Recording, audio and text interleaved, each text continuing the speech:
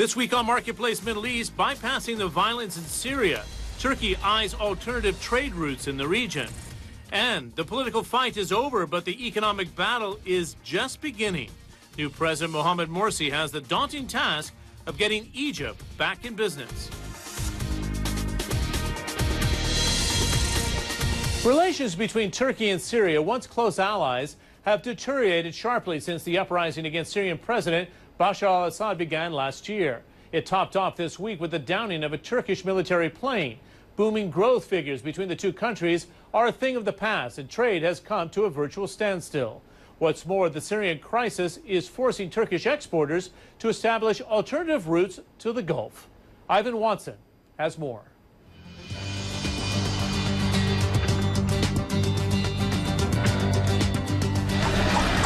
The Turkish border with Syria. Traffic here has all but ground to a halt.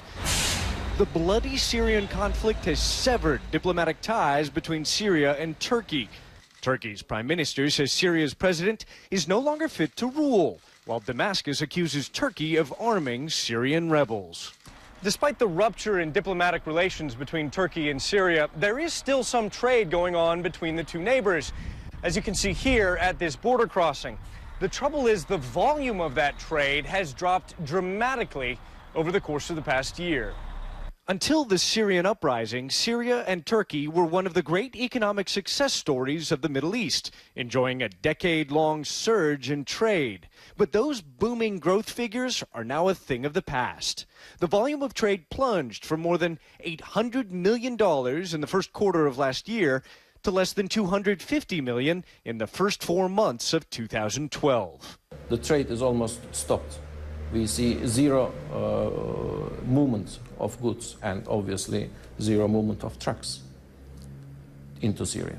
Turgut Erkeskian, the head of a Turkish shipping and trucking association, says Syria was more than just a growing export market for Turkey. Syria was basically a gateway for Turkey to the Persian Gulf. Indeed.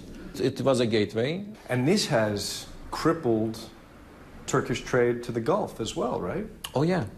You know, when we check the numbers to the area, the Gulf region, we see that our export is decreasing to the region. In some countries it is in the level of 10%, in some countries it is 25–30%. So we see a drop in our export.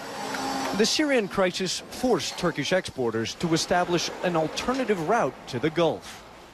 Trucks now travel by ferry across the Mediterranean to Egypt, where they drive to the Red Sea to board yet another ship to Saudi Arabia.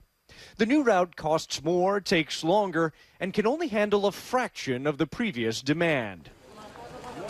Meanwhile, merchants in the Turkish border town of Antakya, better known by its ancient name as Antioch, are feeling the pinch.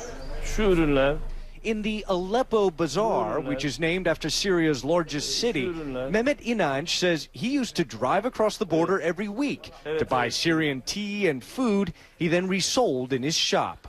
He no longer crosses the border, and Syrian customers have stopped buying luxury goods and instead shop for the most basic necessities. Mehmet says he had a run on a sale of candles to Syrians in the past couple of months. They came and bought up all of his stock and all the stuff that even the factories were making. They needed candles so badly because they had no electricity. With the official borders mostly closed and no end to the fighting in sight, trade between two ancient cities, Aleppo and Antioch, is now increasingly being conducted the old-fashioned way, via smugglers who cross the border on foot. Ivan Watson, CNN, Antakya, Turkey. Egypt's next president promises to be a leader for all Egyptians, but he starts his term held in check by the military and is under intense international scrutiny as he inherits a country that has a struggling economy. The IMF has predicted GDP growth of about 1.5% this year and about double that the following year. But can the new government do anything to boost those numbers near term? I spoke to Marios Merathiftis of Standard Chartered Bank. I think if he gets a national unity and a more diverse government together, it will be positive, and it will be positive with international investors as well. It would be more reassuring for the markets going forward. How important is it to have a parliament in place, though, if in fact the military decided to push things aside? Is it important to have that executive parliamentary balance in your view? The most important thing going forward would be, let's get the parliament back in place, so we will probably get parliamentary elections going forward. Let's get a constitution in place, because right now, yes, we have a new president, but the new president has no job description. So the next steps that international investors would be looking for is some clarity on the parliament. Are we going to get new parliamentary elections, and when?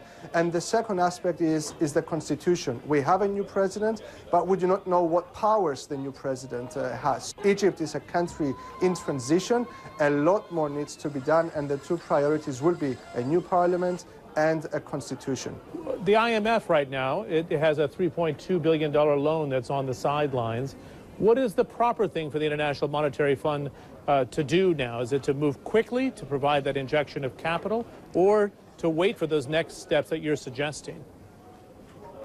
I think the quicker the better, but I don't get the impression that the delays are from the IMF's side. I think most of the delays are from Egypt's side. There was a lot of political uncertainty in place. There was no new government in place. So if we do see a new government in place in the next few weeks, then perhaps that would be a positive step and help bring the IMF deal closer to completion.